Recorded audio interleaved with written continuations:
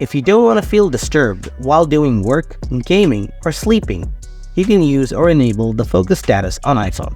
Hi there, welcome back, and today I'm going to show you how you can enable the focus status on iPhone 8 Plus. So let's get started.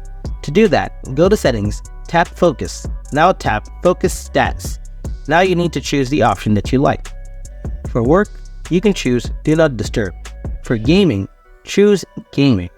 For sleeping, you can choose Sleep Mode. But keep in mind, you can customize the whole setting for focus. You can open any of the settings from here, then you can customize the contacts or apps for notifications. So this is how you can enable the focus status on your iPhone 8 Plus. Hope you found this video helpful. If you did, drop a like and don't forget to subscribe to our channel. If you have any kind of questions, then please drop them in the comment section below. Thanks for watching.